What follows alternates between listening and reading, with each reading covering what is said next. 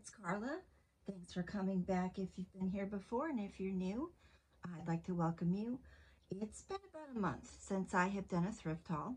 I have been out thrifting, I just haven't sat down and gotten them recorded. So let's just do a quick one today in an attempt to get me caught up. This thrift was the Goodwill Bins. If you're not familiar with the Goodwill Bins, at least at mine, they have a price per pound. You put everything in your shopping cart, you wheel your shopping cart up on a scale, they weigh it, and then you pay per pound. So ours is $1.79, so I don't know what any of these cost individually, but if it's light, I figure it's a bargain. So the first thing I got was this piece of linen. It is a designer fabric sample from the Designers Guild. It is linen, and it's a nice bright floral that I thought would be nice for a spring flower journal. I've been gathering a lot of floral images. I like making cloth covers, so I thought I would grab that. I took two of these. I am not sure if they came from a craft store, if someone made them, like to hang on chairs for a wedding or a party. But I thought they were kind of cute. They're like a cone, so you could put flowers in there for spring decor. I might be able to find a way to use them in a junk journal. I'm not sure, but I grabbed a couple of those. I think it would be cute almost with a button and like a pocket that could be opened. Also, I did order a stencil because I thought I might try to do some stenciling, like some kind of French floral or number, old vintage number looking thing. I thought they might have a grain sack look if I added some sort of, but more like elegant stenciling. So I've got two of those. They're just burlap and some rope trim that has a little flower trim in it. And all I saw were the two, so I took both of them. This is just an embroidered straw placemat. Again, I thought there might be a way to make this some sort of wrap for a journal, a pocket, a flip, who knows. But it has quite nice texture. It's kind of straw. So I thought even pieces of it cut up on this plain side might be good for clusters. I grabbed this little license plate piece. I think it's just a reproduction, not a real license plate. But I thought that might be good for a grungy industrial type journal. And I do have a son, and that's his initial, so I thought that would be fun to have. Again, it's a pretty lightweight object, so it's not going to ring up the bill too much. I did find some vintage flashcards here, the math ones. They have a nice patina on them, quite a few of them. I think this is about the third set now that I've thrifted, so I think I'm probably good on flashcards. I did find one rubber stamp, and I got it. I've mentioned that I'm working on a masculine journal, and this had a vintage enough look that I thought I might use it. And it's just a Stampin' Up! From 2002, so it is an older stamp. This is another decor piece. It's just a faux book. But I really like this inside. I thought it was nice. And you could, of course, make a journal and make a little journal and keep it in here. But this will probably just be a stack for decor.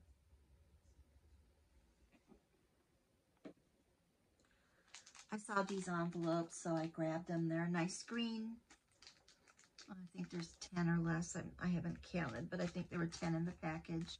And envelopes always come in handy to make mini journals or just to decorate and include in a journal.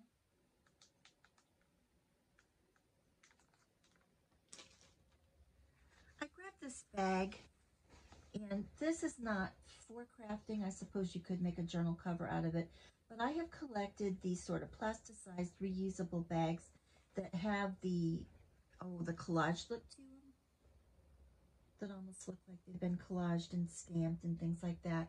I've collected them since Barnes & Noble started putting them out years ago, and I find them useful to store some of my supplies. I hang them on hangers in a closet that I have that functions as a library here in my craft room. And it's good for stuffing in fabric scraps, like if you take apart one of those chindi rugs, or one time I got a lot of tulle, and there were just all different colors wrapped up in rolls. So I keep things like that in them, and it just provides me extra storage that's attractive to look at. And again, it's lightweight, so it went in the cart. I saw some file folders, grabbed a couple of these. They're not that vintage or anything, but I do like the brown. They already have the perforations, of course, so they can expand. And I found this very useful the last time I made a journal. I used that as the base for my fabrics to go over, and it was nice to make sort of a curved spine when you already have those score lines there. I thought this brown was kind of nice as opposed to the green you always see. Might be good to make some faux passports, or like I said, just underneath fabric for a base for a journal cover. So I took 2 of those. I found this unopened pack of premium presentation paper. It's matte. This is what I use to print my digitals on most of the time. Now, sometimes if I want a softened look, I'll use parchment style paper. But when I want my colors to really pop, I like to use a presentation paper. So it's quite expensive in the office store. So, you know, this weighed a fair amount because it's pretty heavy, but way less than it would have cost. And the last thing is I got a few books. There were quite a few agricultural style things in the bins for printed materials, which, you know, makes sense because we're in Iowa. And I saw this one that was weeds, and I almost just tossed it aside without looking into it.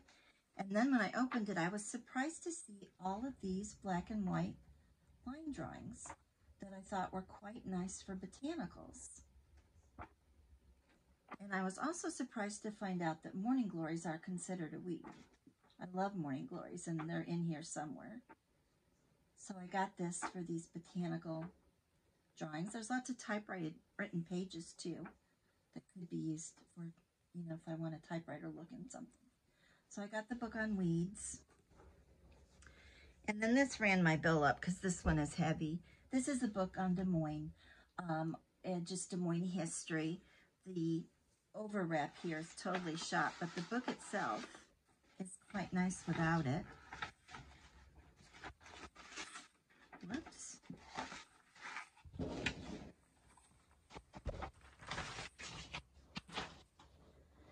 And there's some really great photographs in here. Set this aside.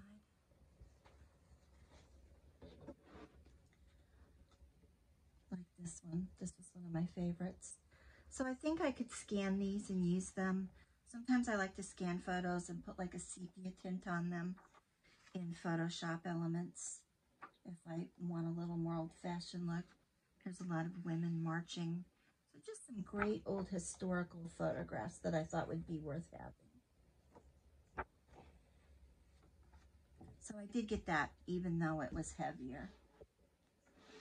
And then last but not least, I got just a book cover. So it has this terrific embossing of the ABCs on it. It was a Reader's Digest Great Encyclopedic Dictionary, A through Z. And this is just the cover. I'll have to patch up the inside some, but that's not a problem for a journal maker. We're used to covering this and reinforcing the spine. Because it is such a wide spine and the cover is bigger than I usually do for journals, I think that I might either make this a lap book or lap type desk book, or maybe an ephemera holder. Let me see if I can show you the cover a little better. Catch that embossing. Has a nice fabric feel. And again, a good wide spine. So those are my finds from the Goodwill Bins this time around. I want to thank Sherry at Turquoise Dreaming and Dale at Not Too Shabby Chic for our 2 hashtags that I'm using today. I'm going to link their channels down below, and I sure hope you'll take a look at them and come back and join me next time.